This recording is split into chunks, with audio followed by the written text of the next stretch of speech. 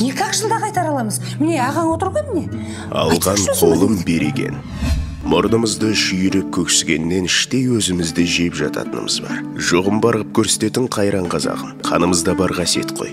Ертеңгі күнді де ойлап жатқанымыз жоқ. Бірдеңесі болар деп өзімізді сабырға шақырып қоямыз. Елден қалмайық, заманның ағымы осы, ағайын жұрттан ұят болар деп несие алып қарызға батып жатамыз. Сол банктен алған қаржысымен біреулер қаншама шаруаны тыңдырып жатқанымен, қарызға белшесінен батып жатқан қаншама адамдар бар. Жатса да тұрса да уайым мен қайғы, күндіз күлкіден түнде ұйқыдан айырылып, бозданып жүрген адамдар көбейіп келеді. Қаншамасы психологиялық күйзеліске ұшырап, ауруды сатып алып жатыр десем артық айтқандық емес.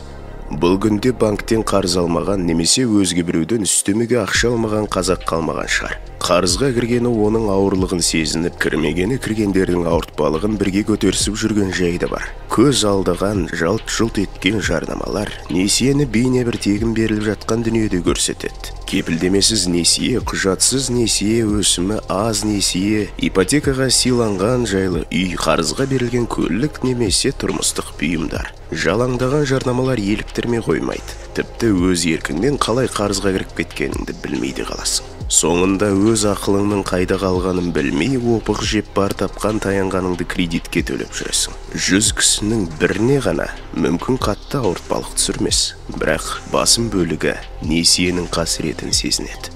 Бұл өмірдің шындығы. Аштың ақылы тағамында, жаяудың ақылы табанында. Саналы түрде ойланып барып қадамдар жасайық. Жанарбек Алихан.